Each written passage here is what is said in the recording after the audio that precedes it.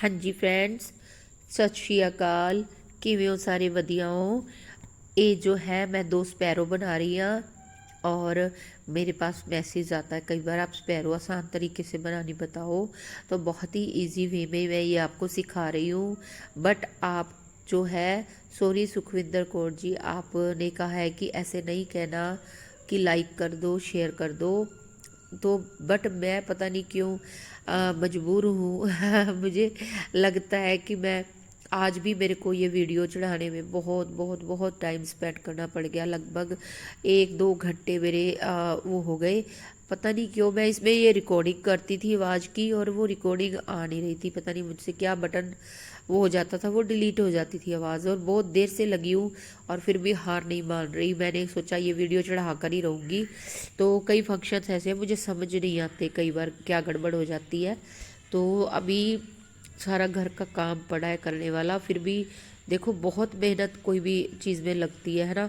तो आप please please जो है लाइक शेयर कर दिया करो, कमेंट कर दिया करो, है ना।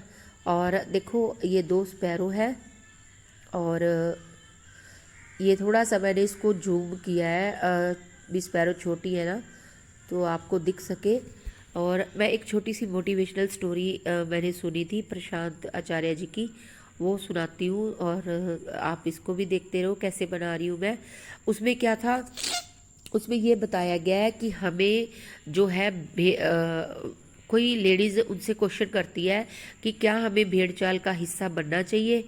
तो वो प्रशांत जी बहुत ही अच्छी एक काल्पनिक कहानी के द्वारा समझाते हैं कि हमें लाइफ में क्या करना चाहिए, भेड़ चाल का हिस्सा बनना चाहिए या नहीं बनना चाहिए।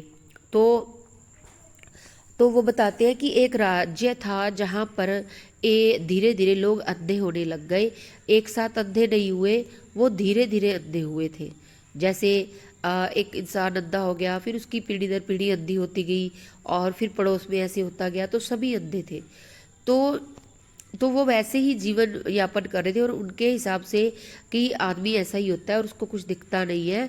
और उन्हें वो हैबिचुअल हो गए थे और उन्हें लगता था पूरी दुनिया में ही आंखें नहीं होती किसी की, किसी को दिखता नहीं है। तो एक बार वहाँ उस राज्य में कोई एक ऐसा इंसान एंटर कर गया जिसकी आंखें थी, उसको दिखता था। और वो वहाँ की जो लड़की थी राजा की जो भी है, उससे उसको प्रेम हो गया और उससे वो शादी करना चाहता था। और उसने बोला कि सब कहने लगे, जब वो आपस में कहने लगा आपको कुछ दिखता नहीं है, तो वो बोले नहीं हम हमें नहीं दिखता। तो वो बोला कभी ऐसे कैसे हो सकता है, मुझे तो दिखता है। तो वो बोले दिखने नाम की तो कोई चीज़ ही नहीं होती। वो बताने लगा ये पेड़ है, ये ऐसे है, ये मुझे दिख रहा है। तो क्या कहते हैं, तो ना इस तरह से वो कहने लगे अगर आपको शादी करनी है ना हमारी बेटी से, तो आपको ये आंखें है ना हमारे जैसी करनी पड़ेगी, तो शादी हो सकती है।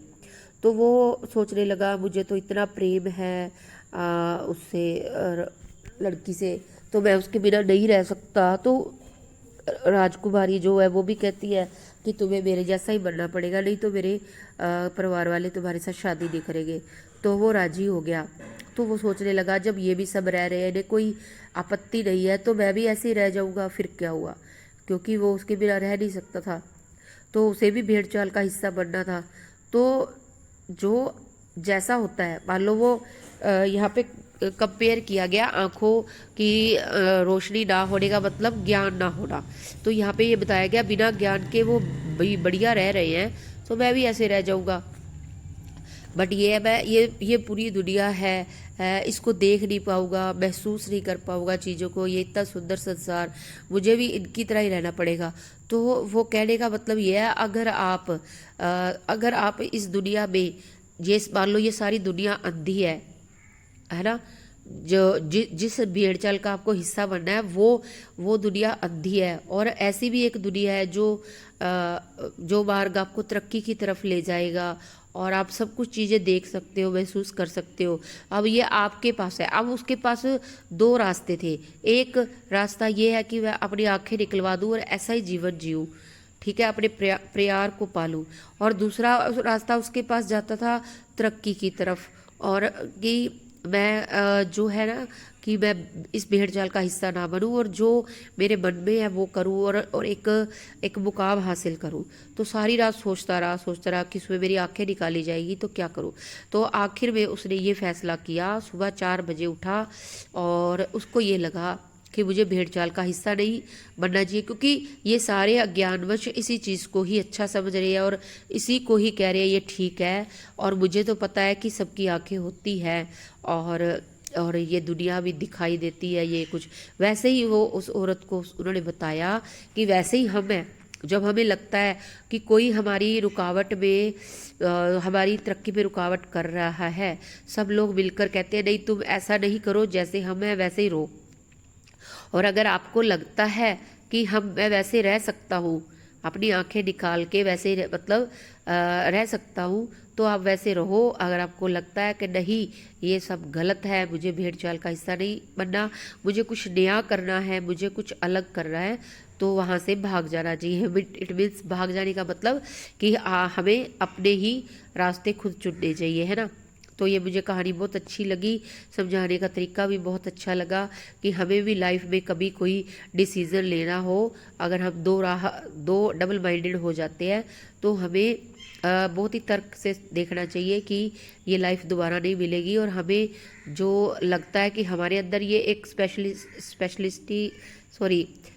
स्पेशलिटी है, तो हमें उस स्पेशलिटी की तरफ ही जाना चाहिए, ना कि हमें अपनी वो स्पेशलिटी दूसरों की बातों में आकर खो देनी चाहिए और उसी की तरह ही जीवन यापन करना चाहिए। तो इसीलिए ही हमें जो है भेड़ चाल का हिस्सा नहीं बनना चाहिए और अपने ऊपर कॉन्फिडेंस करके और कुछ नया करना चाहिए। अगर आपको भी ये कहानी अच्छी लगी हो तो आप कमेंट में बताना और मेरी वीडियो को लाइक शेयर करना। और क्या कहते हैं, कई कहते हैं कि आप बोल दिया करो हमें याद रहता है ऐसे, फिर उसी टाइम हम लाइक कर देते हैं। मैं देखूँगी इस वीडियो को कितना लाइक करोगे आप। और फिर मेरे पास बहुत सारी वीडियो बनी हुई है, तो मैं लगभग डेली डालती जाऊंगी ताकि वो मेरे से डिलीट ना हो जाए, डिलीट ना करनी पड़े। तो मैं रोज़ एक नई कहानी के साथ आपके साथ आऊँगी। और सुखविंदर कौर जी मानसा से मैंने आपकी ये बात तो मान ली, चलो कि आपने बोला कि कहानी सुना दिया करो कोई भी मोटिवेशनल स्टोरी, तो मैंने आपके लिए स्टोरी सुनाई। और मुझे पता नहीं क्या हो गया, जब से ऑपरेशन कराया अब 3-4 महीने हो गए, मेरे जो है ना, मुझे तो ज़िंदगी में कभी कोल्ड हुआ ही नहीं था और अब मेरी आवाज़ ही नहीं निकलती है। बहुत ज़्यादा मेरा वो है, दवाइयाँ भी बहुत कर ली, इलाज भी कर लिया, पर पता नहीं क्या है। कोई आप सब सुन रहे हो, अगर कोई आप मेरे लिए कोई बता सकते हो कि क्या करूँ मैं, तो ज़रूर बताना। और ऑनलाइन क्लासेस अटेंड कर लो बहनों, ना सोचो पैसों के बारे में, ठीक है। बहुत बढ़िया सिखाती हूँ, डरो मत। मैं उन लोगों में से नहीं हूँ कि आपसे पैसे ले लिए और बस बाय बाय टाटा नो। मैं जब तक सेटिस्फाई नहीं होती, जब तक मैं जितने पैसे लिए हैं उससे डबल बंदे को सिखा ना दूँ, ताकि वो मेरे लेखे लगे पैसे, ये ना हो बद्दुआओं से वो पैसे मुझे मिले और मेरे कोई काम ना आए और मेरे से निकल जाए, ठीक है।